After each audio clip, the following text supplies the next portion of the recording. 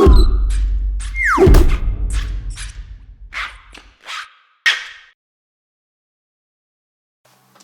everyone, welcome to a writing test video featuring the remarkable 10-inch writing tablet. My name is Michael. This is Peter. Peter, let's do it. So we're just going to look at each one of these, and if you want to kind of skip over things, feel free to. We're just going to go down each one. So you can press this box in the top left corner. That collapses everything. You can press this to reduce, or you can expand. So that's what those do.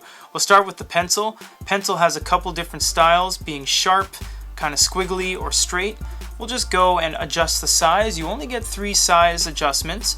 However, you do get pressure sensitivity, and there's only one other large screen e-reader that does pressure sensitivity on the market, so that's really cool. So you can write like this, you can press hard, and yes, you can have your hand on the page because touching with your finger doesn't do anything, but it does work with the options. We're going to skip over to the eraser only because I need to show you how to erase some stuff. We'll start with the first one. This will allow you to erase by selection. This one will allow you to choose a large amount and it will vanish, or if you have something written on the screen, you can press the full page delete. This one will not only delete what you've written, it will also wipe the screen of any ghosting in the background. It takes a little bit of time, but it's kind of worth it because everything goes away. This is the pencil. This one I really love personally. If we choose the largest size, it's easier to see on camera, and we choose the pencil, this one will just be kind of regular writing. It's really cool. It's kind of graphite-y. If we click on this one, that's at an angle. This is where it gets really interesting. You can see you can write normally, or if you go on the side, that's awesome. Just like when you're trying to shade something in on a piece of paper, it's no different.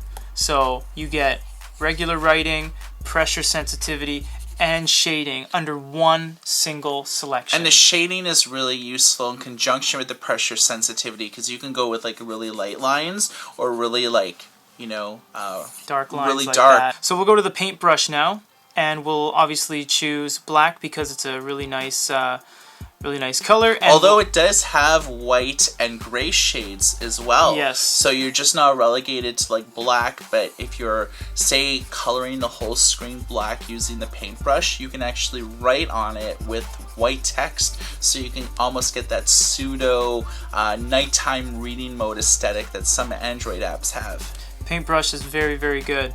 So we're going to delete this once more by selecting. We're also going to go back to the pencil, and I'm just going to write my name, and I'll show you why. We're going to highlight this. So we click highlight. There aren't any options for highlight. It is simply just a grayscale highlight. So what that'll do is turn into a highlight like that. Once again, we're going to delete.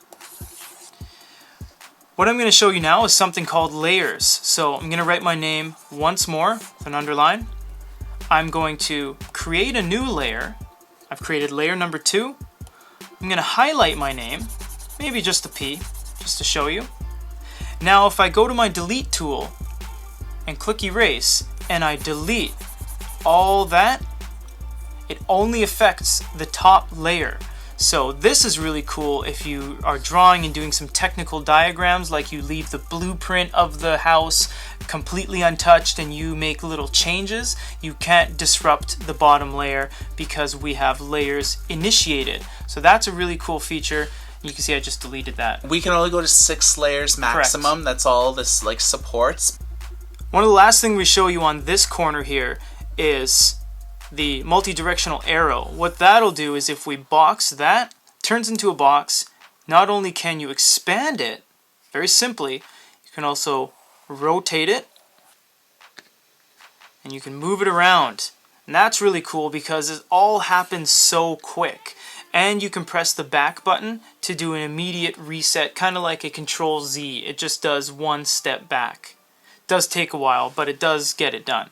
So if we go to the top bar now, you can see we have templates. And we're not going to show you each one of these, this is a lot, but there's everything from storyboards to day planners to calendars to grids, college ruled, isometric shapes. There are 60 plus different perspective sheets and all these different templates on here that are really, really cool. They take a couple seconds to boot up because the entire screen is going into that, but you can see it's like, you know, really cool stuff you can deal with. So we also have we can just press that. It goes to the next page, so we're on page 7 of 7.